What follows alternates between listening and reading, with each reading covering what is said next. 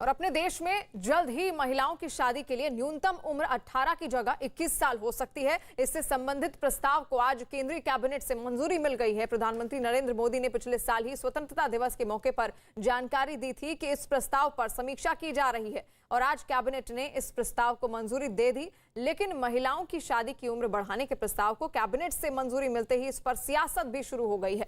Samajwadi party ने इस प्रस्ताव का विरोध शुरू कर दिया। समाजवादी पार्टी के नेता अबू आजमी ने कहा कि ये कानून गलत है और इससे लड़कियां गलत रास्ते पर जा सकती हैं।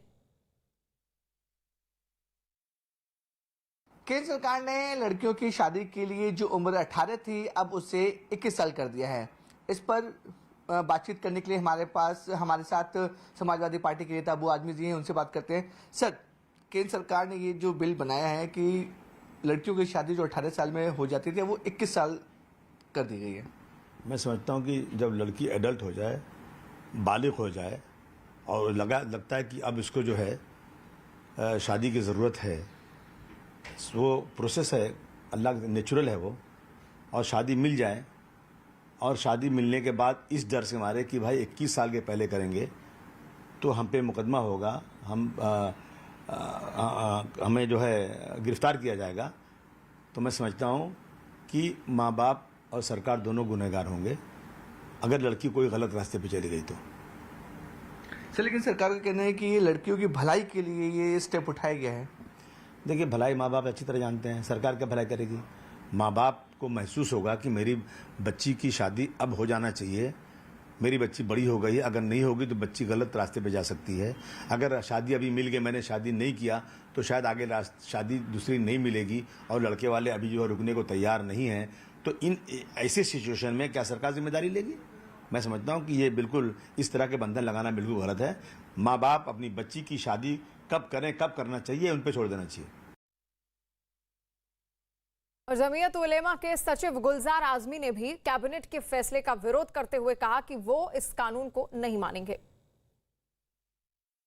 केंद्र सरकार ने महिलाओं की उम्र शादी करने के लिए जो पहले 18 साल थी अब उसे 21 साल कर दिया है। इस पूरे मामले पर जमायत उलेमा के सेक्रेटरी गुलजार आजमी साहब हैं, उनका क्या वर्जन है, उनसे जानने की कोशिश करते हैं। सर, ये जो सरकार का जो फैसला है कि लड़कियों की, महिलाओं की जो शादी की उम्र है 18 से 21 साल कर दी गई है, उस पर आपका क्या कहना है? देखिए, हमारे मुल्क का ये कानून है कि एक लड़की 18 साल में बालिग हो जाती है और दो बालिग लड़के और लड़की अपनी मर्जी से अगर अज़दवाजी ज़िंदगी गुजारना चाहें तो वो कानूनन उनको हक हासिल है कि वो करें।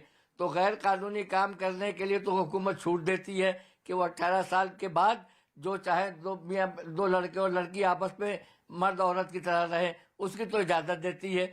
और जो पाबंदी के साथ, निकाह के साथ या मैरिज के साथ जो है उस पर रोक लगा रही है। मैं हिंदू और मुसलमान का कोई सवाल नहीं है, लेकिन ये मजहब पर हमला है और बदकारी की आम इजाजत देने के लिए रास्ता खोला जा रहा है। और इससे पहले कैबिनेट ने महिलाओं की शादी की उम्र को 21 साल करने के प्रस्ताव को मंजूरी दे दी। देश में पहले महिलाओं की शादी की उम्र 18 साल थी, जबकि पुरुषों के लिए शादी की न्यूनतम उम्र सीमा 21 साल थी। अब महिला और पुरुष दोनों के लिए शादी की न्यूनतम उम्र सीमा बराबर करने का प्रस्ताव कैबिनेट ने पास कर दिया है। तो आपको बता दें कि अब कैबिनेट की ओर से प्रस्ताव को मंजूरी मिल गई है कि अब न्यूनतम उम्र सीमा शादी के लिए लड़कियों के लिए 21 साल होनी चाहिए। और उस वक्त की बड़ी खबर आपको बता दें कि प्रधानमंत्री मोदी कल सांसदों के साथ चर्चा करेंगे। उत्तर प्रदेश, उत्तराखंड के सांसदों के साथ वो चर्चा करेंगे और दोनों ही चुनावी राज्य हैं। सुबह 9 बजे नाश्ते पर होगी ये चर्चा। इस वक्त की बड़ी खबर, पीएम आवास पर सांसदों के साथ चर्चा होगी। तो प्रधानमंत्री नरेंद्र मोदी कल यूपी और उत्तराखंड के सांसदों के साथ खास चर्चा करने वाले हैं और नाश्ते पर यह चर्चा होगी। उत्तराखंड और उत्तर प्रदेश, आपको बता दें कि दोनों ही चुनावी राज्य हैं। 2022 में दोनों ही में चुनाव होने वाले हैं। सुबह 9 बजे पीएम आवास पर सांसदों के साथ ये चर्चा होनी है। नाश्ते पर यह चर्चा होगी क्या कुछ कहते हैं, क्या मंत्र दिए जाते हैं पीएम मोदी की ओर से इन सांसदों को, क्योंकि दोनों ही चुनावी राज्य हैं। 2022 में विधानसभा चुनावों की तैयारियां दोनों ही राज्यों में हो रही हैं। उत्तराखंड की बात कर लें या फिर उत्तर प्रदेश की बात कर लें, जोर शोर से वहां पर अपनी जमीन को मजबूती दिलाने के लिए कई बार मंत्र दे चुके हैं प्रधानमंत्री नरेंद्र मोदी तमाम सांसदों को, तमाम विधायकों को। और अब क्या कुछ कहेंगे, कल जो ये बैठक होगी, कल सांसदों के साथ चर्चा होगी प्रधानमंत्री नरेंद्र मोदी की, और खासतौर पर इसमें वो सांसद शामिल होंगे जो उत्तराखंड से आते हैं, उत्तर प्रदेश से आते हैं। उनको क्या मंत्र पीएम मोदी द्वारा अब दिया जाता है, जीत का कौन सा मंत्र अब दिया जाता है, किस तरीके से तैयारी हो सकता है, इन्हीं सब बातों पर कल चर्चा हो सकती है। पीएम आवास पर सांसदों के साथ ये चर्चा होनी है। कल सांसदों के साथ चर्चा करेंगे, 9 बजे ये चर्चा होगी। उत्तर प्रदेश और उत्तराखंड के कई सांसद इस दौरान उनके साथ इस चर्चा में शामिल होंगे। सुबह 9 बजे नाश्ते पर यह चर्चा होगी। पीएम आवास पर सांसदों के साथ चर्चा की अब तैयारी है। कल सुबह 9 बजे उत्तराखंड और उत्तर प्रदेश के कई ऐसे सांसद होंगे जो इस चर्चा में शामिल होंगे। प्रधानमंत्री नरेंद्र मोदी उनको संबोधित करेंगे और क्या कहेंगे इन सांसदों से, ये देखना दिलचस्प होने वाला है, क्योंकि उत्तर प्रदेश में भी चुनाव नजदीक है, उत्तराखंड में भी चुनाव नजदीक है। ऐसे में तमाम सांसदों को क्या संदेश दिया जाता है, क्या मंत्र दिया जाता है, किस तरीके से अपने अपने क्षेत्र में विकास के कार्यों को वो बताएं, विकास के कार्य करें, क्या मंत्र दिया जाएगा उनके द्वारा इन सांसदों को, ये देखने वाली बात होगी। और कल नाश्ते पर 9 बजे पीएम आवास पर यह बैठक होगी, ये चर्चा होगी और इसमें उत्तराखंड के सांसद शामिल होंगे, साथ साथ उत्तर प्रदेश के सांसद भी शामिल होंगे। पीएम आवास पर यह बैठक कल होने वाली है, ये चर्चा कल होने वाली है और उत्तराखंड और उत्तर प्रदेश के कई सांसद इस दौरान उनके साथ मौजूद रहने वाले हैं। नाश्ते पर 9 बजे पीएम आवास में ये चर्चा होगी। यतेंद्र शर्मा इस वक्त हमारे साथ फोन लाइन पर जुड़ गए हैं। यतेंद्र, इस चर्चा को लेकर और क्या जानकारी है?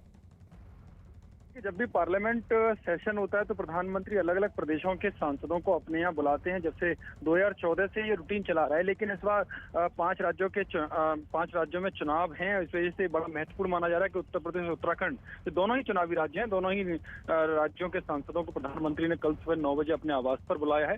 तो ऐसे में विधानसभा चुनाव में किस तरह से सांसद अपने यहाँ तैयारी करेंगे, किस तरह से कार्यकर्ताओं के साथ मिलकर वो सरकार की नीतियों को और सरकार के कार्यक्रमों को, जो जन कल्याणकारी नीतियां हैं, उनको किस तरह से पहुंचाएंगे, किस तरह से चुनावी रणनीति बनेगी। जी यतेंद्र।